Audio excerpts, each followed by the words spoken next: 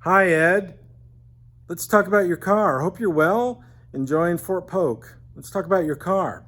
Today is the um, 8th of April. Crazy. Crazy how fast time goes. That's your original seat.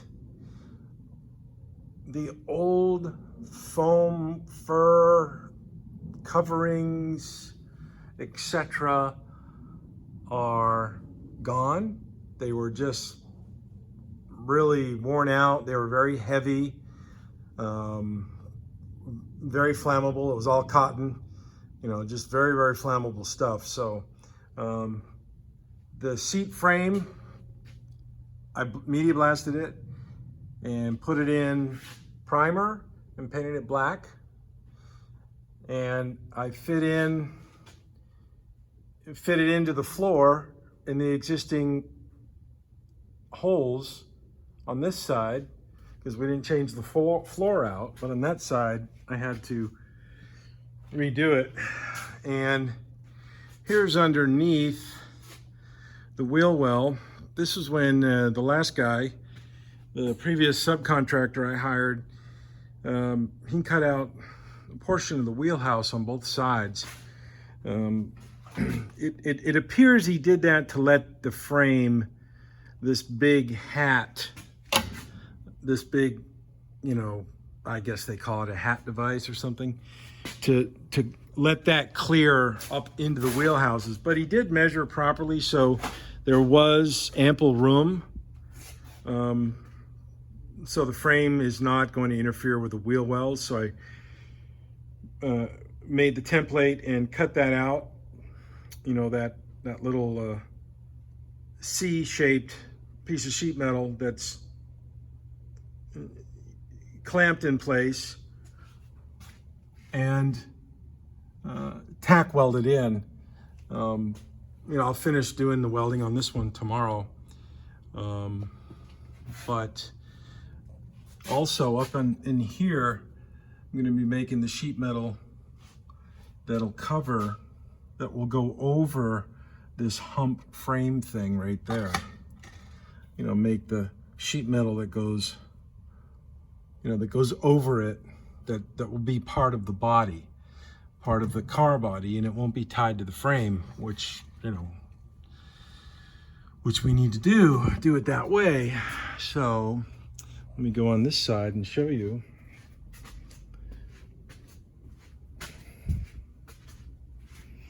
And this side is in.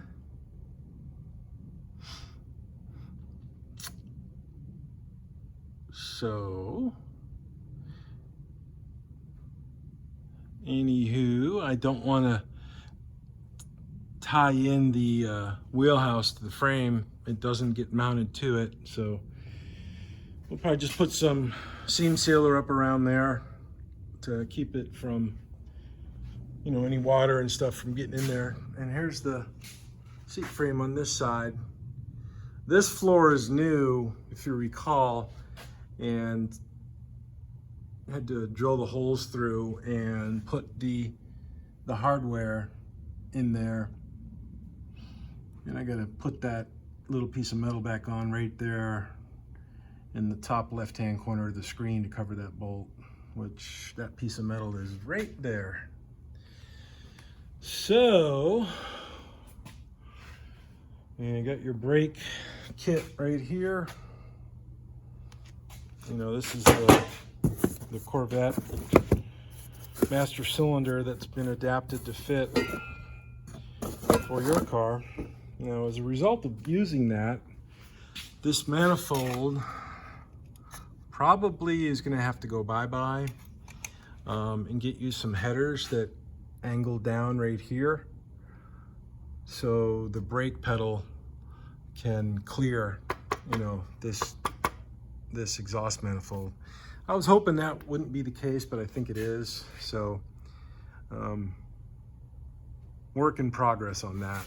So, yes, sir. 49 Chevrolet. And let's let's see here, let me turn off my light. And the fender and the inner fender is right over there.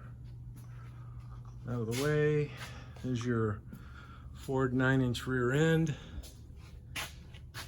It's empty. Raphael, the guy that owns the twisted axle, he's got the guts in the axles that insert right here, and that's a progress. That's what we're working on. One of the things we're working on right now, to get this rear end, first of all, this empty rear end mocked up on these trailing arms, and then take it down to Raphael and he'll rebuild it and reassemble it, and you know, have yourself a good car, you know, a good vehicle. Now the gear ratio in this rear end is 3.0. You know, that's not bad. You might want to go to like a, you know, 355 or 330 or something in that range, but it depends on the serviceability of the gear itself, you know, the ring gear. And we'll see what Raphael says. You've got a 4-speed transmission that you know, is right here, I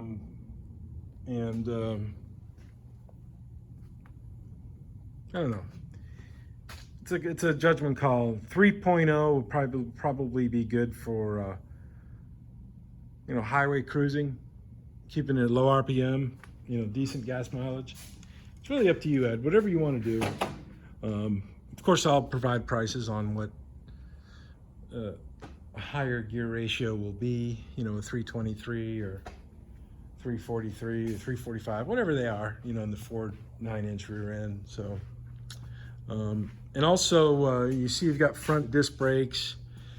We're going to go and get you rear disc brakes, and these backing plates will go away, and the rear disc brakes will go on there. And let me show you an axle that Raphael just built for me on this Mustang. This is my own car. And let me show you the rear end. This is the rear end that came out of that car. It's a Ford 8-inch rear end, but had Raphael put a posi traction unit in it, and we went to a 355 gear ratio, and we had him put on disc brakes. Okay, disc brakes are on this, and this will be something similar to what we'll do on yours.